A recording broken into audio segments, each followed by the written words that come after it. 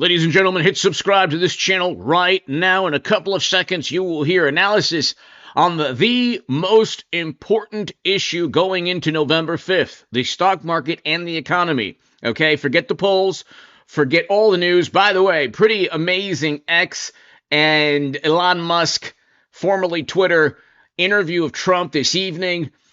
Definitely check it out. God bless both of them. Hit subscribe if you're new. Your super chat is extremely important. Fox News, Trump to sue DOJ for $100 million over Mar-a-Lago raid. MSNBC News, Trump cites Judge Cannon in seeking compensation for the Mar-a-Lago search. It'll be Judge Cannon throwing out the classified documents case because of obvious tampering of evidence. And it'll be the Supreme Court giving Trump immunity from criminal prosecution for absurd allegations like lying in a speech. Nobody lies more than the wonderful, morally superior liberal Democrats who claimed that that Biden won his primary, had pledged delegates. Biden then said, oh, he's staying in the contest. And of course, all of that was a lie. Every single day, every single second was a lie. And then we can go through 4 years of lies. But they don't tally the endless lies on their side of the political divide. Then they say Trump lies so much. They literally ousted a president they said was the most popular of all time. Paul Bartlett, thank you. Thank you, Paul. To my super chat, thank you very, very much. I believe the Supreme Court immunity case will sink the DOJ's defense of the Mar-a-Lago raid for a number of reasons. We will get to that in a second. Hit subscribe. Let's get to some analysis of the economy going into November 5th. That is extremely important. Once Trump wins, and he will win, and I believe there will be a market crash in October, late December. Unfortunately, don't want one. But that will be the prime factor determining the outcome. I believe Trump will win, but the outcome of Trump-Harris, or whoever they decide to eventually, I mean, it's Kamala Harris now. It could be Hillary Clinton. It could be, that's the way the Democrats roll. Anyway, Trump versus the Democratic machine, the outcome will be decided by the economy. Hit subscribe right now. Paul Bartlett, thank you so very, very much. And Trump has a very successful economic record, and he should run on it, as we discussed in the prior segment. Joining us now for some more on this, Art Laffer, former Reagan economist, Presidential Medal of Freedom recipient, and author of the coming Trump book, Trumponomics. Right? This is the sequel. You had one of these, didn't you? Yeah, we did have one of these. And we got another one too. And there's well, no, it's not. It's got a new name, and Steve Moore just told me, and I'm old, I forgot it. All right, we'll all forget. But the basic thrust is Trumponomics. It is Trumponomics. All right, it's like my dog, Grace 1, Grace 2, etc. We love the dogs, and we love you. Thank you. Here's the thing. Kamala wants to have people believe she's changing and become a centrist and not a very far left radical progressive and so forth.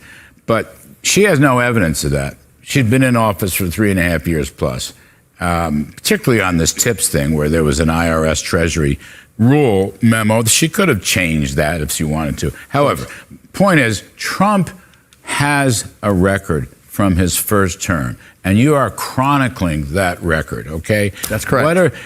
He had a very good first term. Nothing in life is perfect, but it was awfully good, was it not? It was extremely good. And do remember that Kamala Harris also has a record, and it wasn't very good. I mean, she did part of the Biden-Harris team. So the stuff that Biden and Harris did, she has to take ownership of as well. And we had record low poverty with Trump, record highs in household median income, low inflation, very low inflation, below 2%.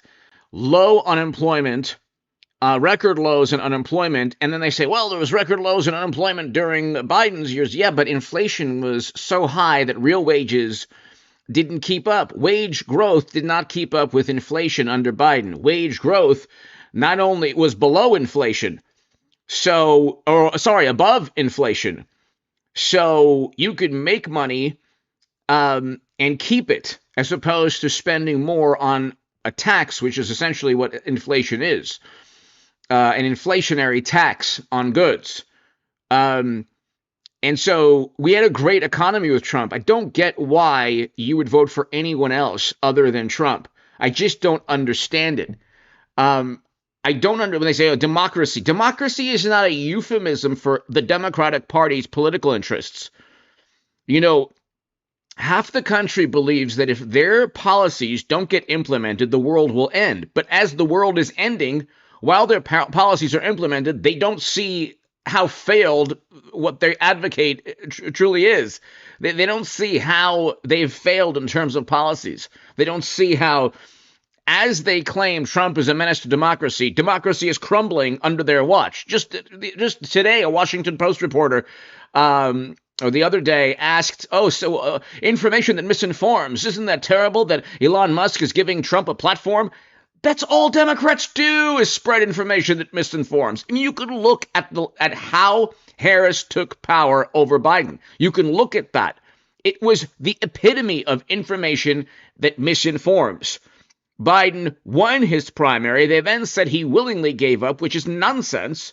And then they said Harris is the best thing that's going to save the Democratic Party. She didn't win even one delegate, but then she won all the delegates. So the whole thing is information that misinforms, and then they're worried about information that misinforms. Trump's record in the first term was great. The Tax Cuts and Jobs Act paid for itself in the first 2 years, cut the corporate rate from 35 to 21, cut the personal income tax rate from 39.6 to 37. You know, it expanded the one I love is expanded the death tax exemption by a lot and lowered the rate. So that was really super. And then he did Operation Warp Speed, the executive order. Operation Warp Speed for the COVID-19 vaccine in 11 months, Larry. No, everyone thought it'd be 7 years before it could get a vaccine and get it approved, and he got it done in 11 months. He did transparency, healthcare transparency, fantastic. He did all that. Right to try, that if you're chronically, desperately ill and you can try a drug and that. Experimental drug. Experimental. Then the energy, what he did in energy. And, you've got to understand that producing petroleum is not the same thing as burning it. And when you look at the producers of petroleum, you've got Russia, you've got Saudi Arabia, you've got Venezuela.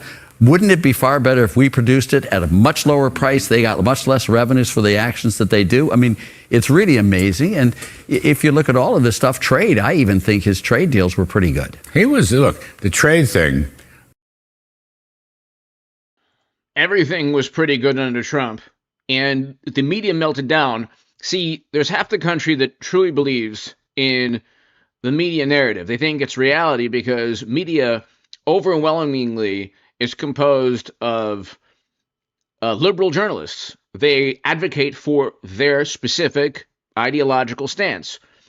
The days of Peter Jennings and David Brinkley and Sam Donaldson, those days are over. Walter Cronkite, those days are over. Those days don't exist anymore. Now it's like you have people crying when Trump wins, journalists who are actually pundits who are actually crying when Trump wins. Could you imagine Walter Cronkite or Sam Donaldson or Peter Jennings or David Brinkley shedding tears because one political side wins or loses? That would never have happened. That would never have happened 20 years ago or even 10 years ago. But as long as Trump has to face media, as long as media is actively involved with promoting one political side, the country is going to suffer politically. I don't know why some of our friends keep characterizing that as protectionism. The reality was it was reciprocity.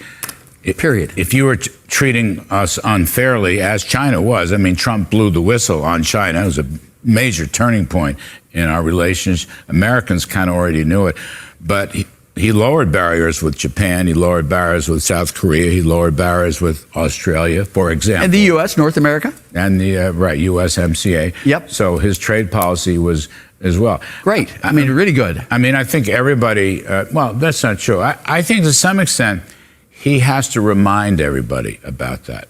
Well, he should be touting his own. He who tooteth not his own horn, his horn shall not be tooted. That's right. That's really true. Right. And when you look at this, the Supreme Court, again, the three things, they talk about all these other issues, but from my standpoint, the Supreme Court on economics is wonderful. It's rolling in the regulatory bodies, and you have to pass legislation, which is the way it's supposed to be, Larry. So across the board in economics, I think he's the single best first-term president on economics I've ever seen. And, you know, I'm an economist, and that's what I use, and that's what I judge by. And it's just the most stellar record ever. I mean, you and I both worked with Reagan, and Reagan's tax cuts were very good. But the first tax cut took 3 years to phase in. And you've always been critical because then people just waited until they can reap the lower tax rate return. Point is, Trump's was immediate. Bang. As soon as the legislation was passed in late 2017, it went in. And that helped really ignite a strong economy. It did an amazing job. If you look at U.S. growth before the Tax Cuts and Jobs Act, we in Europe were right in sync. We were a little bit slower than Europe by quarter moving together. Then once that thing passed, the U.S. takes off. I think after 2 years, our GDP was 2.5% higher than it would have been had we grown at the European rate. So we way outpaced them for the next 2 years, which is all you can ask for. I mean, that's a lot of money on there. And if you look at what happened to poverty rates and all these other things, Larry, it's just all amazing with the tax cuts and jobs. We had record lows in poverty with low inflation and low interest rates. And so that was without stimulus payments. We had record lows in poverty with a functioning economy. And so this was before his last year in office. Why wouldn't you want to vote for that? Because journalists who have a certain ideological viewpoint say, oh my God, he's the end of the world. They don't, the people saying that Trump is the end of the world don't have financial problems. They don't have financial issues. They don't care about inflation. They don't really care about foreign policy. They care only about specific issues or topics or policies on the left. They'll ignore all the failures of Biden and Harris. And they'll say Trump is a menace. Trump is this. Look at his words. Look at his rhetoric. Rhetoric is meaningless. Look at the rhetoric from the left. There's more vitriol and venom against Trump than anything Trump has ever said. And that's a fact, too. It's really interesting how people will put, and this is the first, I think, generation of Americans, or this is the first era in American politics where half the country will put their sensibilities above their over their pocketbook or above their pocketbook and above national security issues. You can't say that Biden and Harris were great for your pocketbook. No matter who you are, whether you're the most loyal liberal Democrat, far left, progressive, leftist, was Biden and Harris good for your pocketbook? No. Was Trump? Yes. There's no debate there. And you can say, well, Trump's last year in office. Yeah, who shut down economic activity? Was it Trump? That was he was saying to open up. And then all the media said, oh, Trump, defying experts, wants to open up. They would have, if you left it up to certain Democrats, we'd still be completely shut down economically. Act did. Immediately. And every other president made the mistake of phasing him in, too. Reagan wasn't the only one. Kennedy did it, and so did Harding and Coolidge phased him in and caused deep recessions there. Harding and Coolidge phased it? I don't remember that. Oh, I was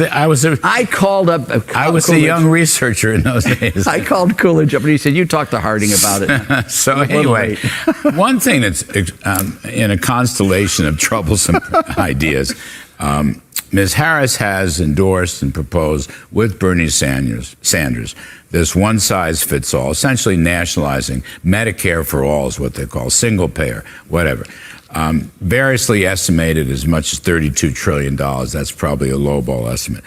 How would that would just destroy any free enterprise. She wants an end to private insurance. This is something that I think should be brought out. You're talking about how Trump made all of these things more open, deregulated, for example. They want to do exactly the reverse. Now, how would that impact ordinary people? Well, it would impact a lot, but what they're doing is they're picking on the one industry that is already so misaligned with economic incentives.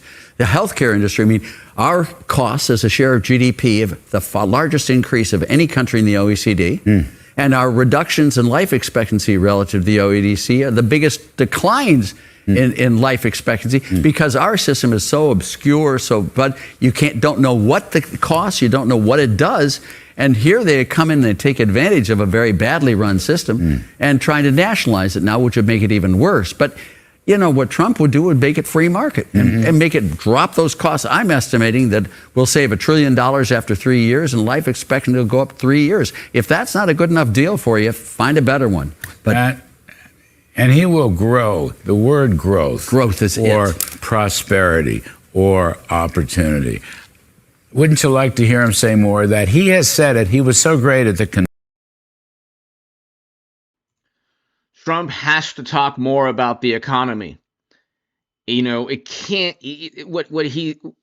this whole thing, I'm not really into what's going on in terms of the latest social media issues politically, but if somebody wants to vote for Robert RFK Jr., then that's fine. Trump supporters shouldn't care. I love Trump. I'm supporting him. I'm voting for Trump. But if you want to vote for RFK, go ahead. It shouldn't be an issue. At the end of the day, you don't disparage anyone. That's the great thing about being on this political side. Nobody cares. Okay, the Democrats can bully and, force their side of the political divide to vote for anyone, anytime. That's how they do things. Trump, it's like the best thing. He shouldn't go after anyone now for the next 2-3 months. I love Trump. He's amazing. But there's one thing that he doesn't understand. If I may say, he knows infinitely more about politics than me, and he's going to be a 2-time president, almost certainly. But if he continues to go after every single person that goes after him, okay, it ain't going to work out because people don't care. There are people, independent voters, who don't care about the economy. They just focus on their sensibilities.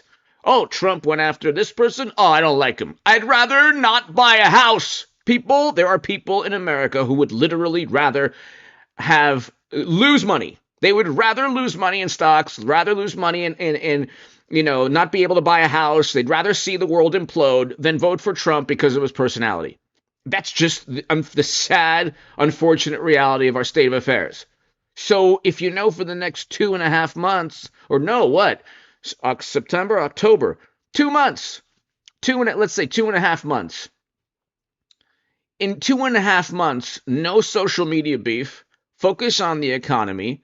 We're going to, unfortunately, almost certainly have a stock market crash, a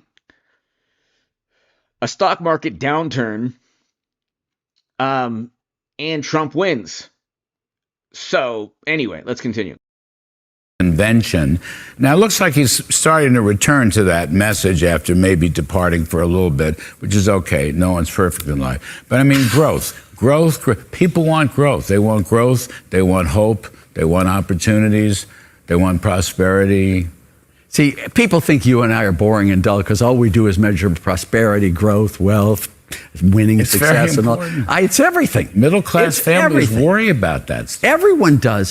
I worry about it all the time myself, and I shouldn't have to worry about it. But, it keeps your eye on the ball. Yes. And it keeps the country's eye on the ball. And with economic growth, all these other peripheral issues, adoption, all of these things, all of the crimes, all of these things start fading. Jude Winniski was amazing on this, and he really showed all the links between economic growth and all of the other social issues. Defense, peace through strength. Strength is economic strength. It's not doing push-ups or running miles around a track.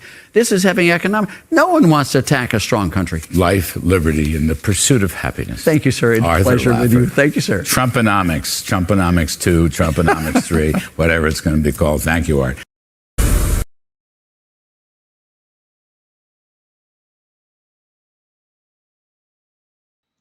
So now Harris is copying Trump's ideas in terms of ending taxes on tips. Here, calling for no tax on tips. Roll it.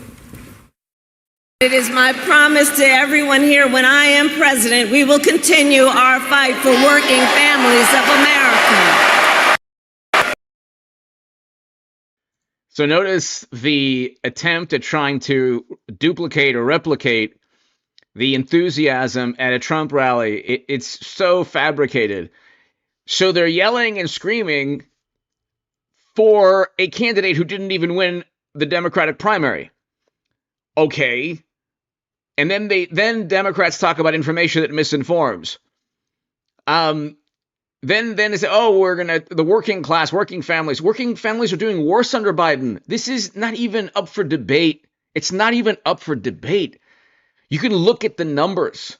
Real wages were down most of Biden's tenure. Unemployment is up.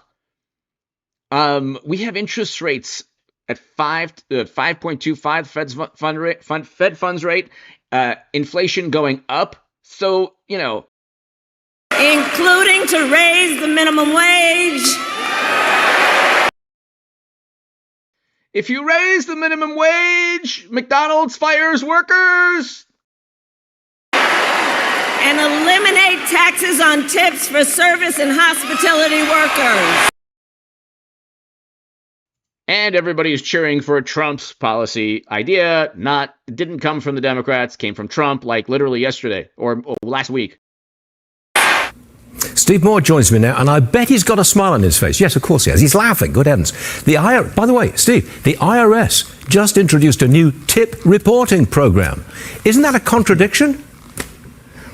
Yeah, they're calling it political plagiarism. And that clip that you played from Kamala Harris, you could probably rewind to about 3 or 4 weeks ago when Donald Trump came out with that idea. And by the way, the Democrats attacked that idea, remember? This would be fiscally irresponsible to do this. They were so green with envy. And now Kamala Harris has adopted the same policy. I happen to favor this. I think it's a great idea to help service workers. But at least Kamala should basically say, I like Donald Trump's idea since he thought of it first. One thing, in that soundbite bite that we just played, she said she was going to fix prices, inflation, investigate price-fixing schemes.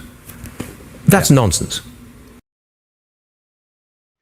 So Democrats, they don't understand what inflation is because everything they do leads to inflation. So they understand it, but they then have to spread information that misinforms. So then they say like price fixing or price gouging. Really, the prices should be low.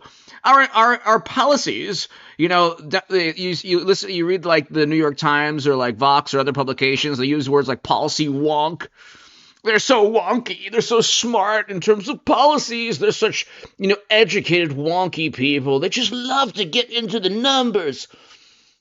And yet we have high inflation, high interest rates, real wages down most of Biden's tenure. People can't buy houses because the mortgage rates are double they were under Trump. And then you have people, like young people saying, you know what, my parents' generation, they had it easier. Well, you vote Democrat. What do you expect? Literally everything that you vote for is worse for you economically. Then you talk about how your parents' generation was better. Why don't you then vote for Trump? But you can't do that because then you lose all your Facebook friends and Instagram friends and people, you basically be ostracized and have to find the new, people to hang out with, which would actually be better. Trust me. I know how it feels.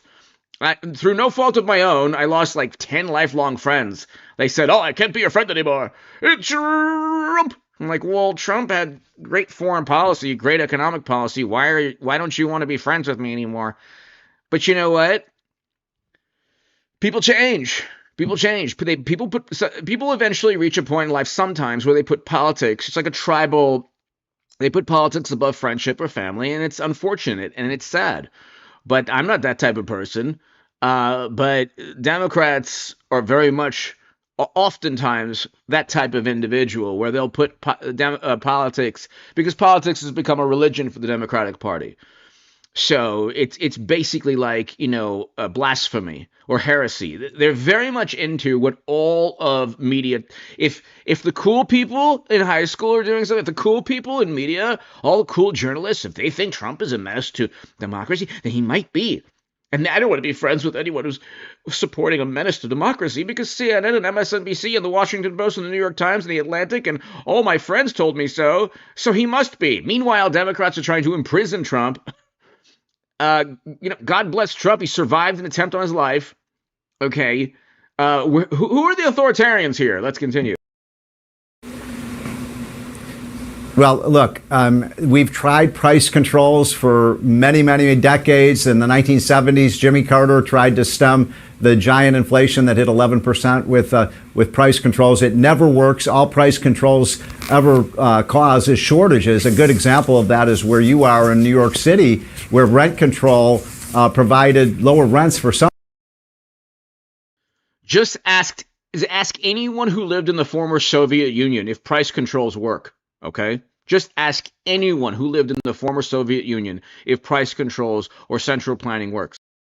Some people, and for other people that were thrown out onto the street, there wasn't a supply of housing. So price controls never work. Look, let's make sure that everyone understands why we had the 20% increase in prices in 3.5 years. And it all circles right back to the massive spending spree of something like $5 trillion by Joe Biden. And all of that money in the economy caused inflation. It's not complicated. You got to get the budget under control. And I think Trump will do that. Real fast. If we get rate cuts in September, what effect will that have?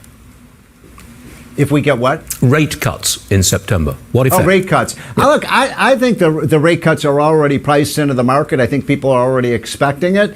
But I don't think you can solve the economic problems right now. I know all your friends on Wall Street that are listening to this show and watching the show love rate cuts, but I think that's not the problem. The problem is in Washington, D.C. with the massive debt spending that is causing real financial problems for our country.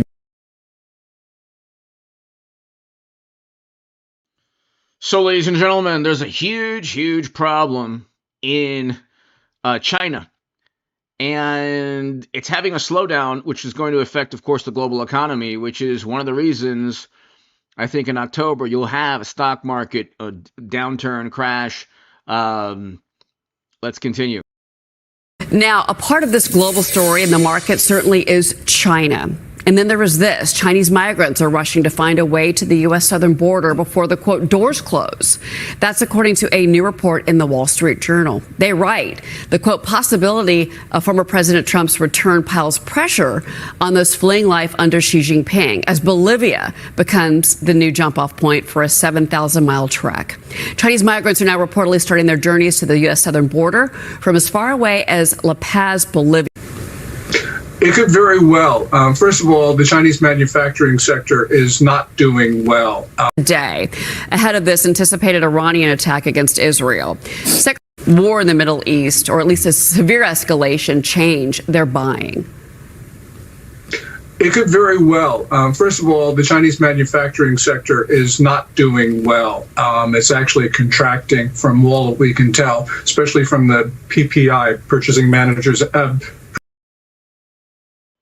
So you do the math on this. If the stock market is overvalued and the Chinese manufacturing sector is contracting, what happens, do you think, to the market? Do you think it goes up or do you think it goes down?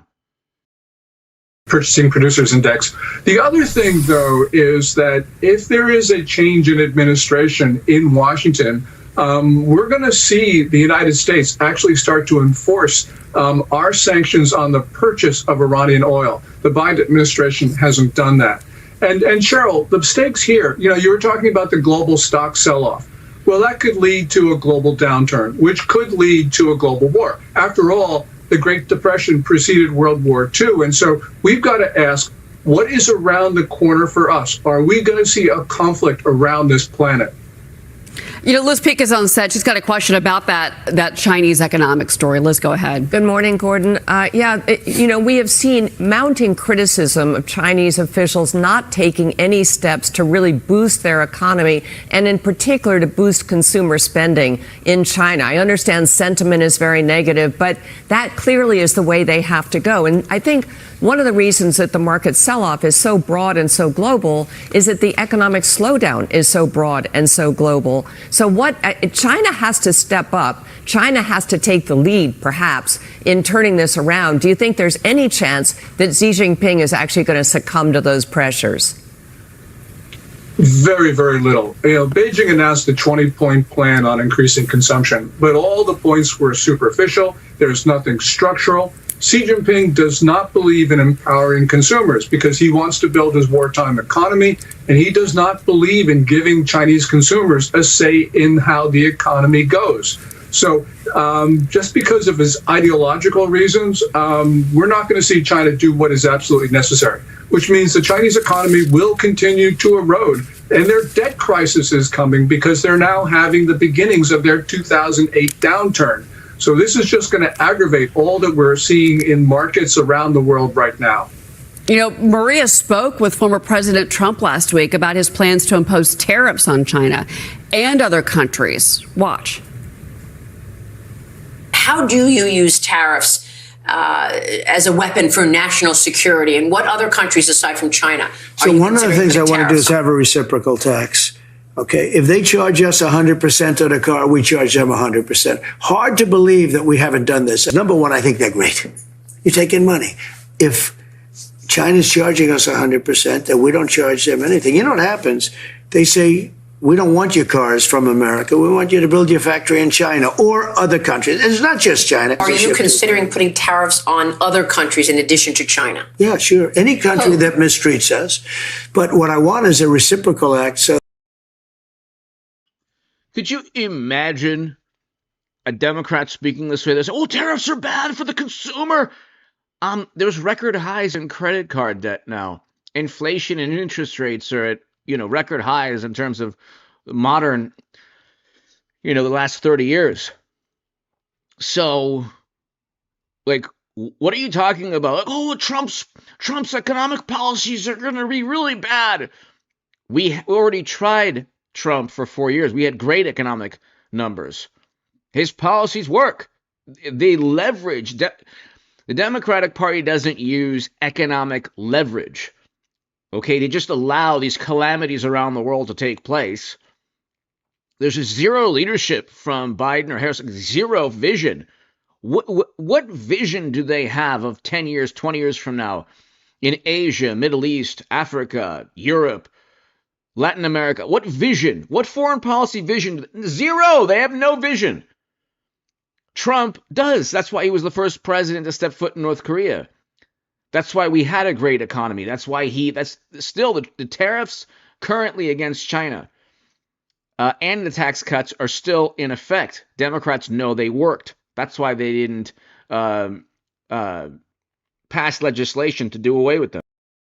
So that because every country mistreats us, just so you understand, every country, including our allies are the worst. Gordon, there has been criticism about this idea of increasing tariffs on China simply because that would potentially increase inflation in the United States. Yeah, I know a lot of smart people say that. They said that in 2018 when Trump imposed his tariffs under Section 301 of the Trade Act of 1974. They said that prices would increase, but they didn't, because we know that China, through various means, absorbed 75 to 81% of the cost of those tariffs. And China right now has actually even more incentive to do that now because Xi Jinping, who just does not like empowering consumers, has only one option, and that is to export more to rescue his economy. That means he needs access to our market. And by the way, we see this persistent deflation in the Chinese economy. So really what we're going to see is basically China's going to again absorb these costs, and the smart people in New York and Washington, again, they're going to be wrong about this. So, ladies and gentlemen, look, I'm telling you, to my viewers in the Philippines, I love you. In Korea, in Australia, Paul Bartlett, thank you. High Tones in Philippines, hello. Everyone here, New Zealand, Canada, UK, Ireland, everywhere around the world, thank you so very much. Look, I think August will be, a normal month for politics. I think September and October will be the most important months for the economy, for the stock market, for politics, for the future of our country, for the future of the world. Because you have a potential October, not usually a good month for the stock market. If you look at 1929, 1987. So, you never know. You know, and I should say this. Be prepared financially for a possible stock market, financial downturn. Because it could be a serious stock market and financial downturn in October. And like if you have stocks, if I had stocks and if I needed a retirement, if I needed, my retirement money next month or next year, I'm not saying you should, I would put all my money in the money market. If it's like an investment where, you can't take the money out, but you could change your investments, I would get out of the market. I'm not saying you should, I'm saying I would if I needed the money for retirement. Anyway, hit subscribe. I'll see you tomorrow, everybody. God bless you all.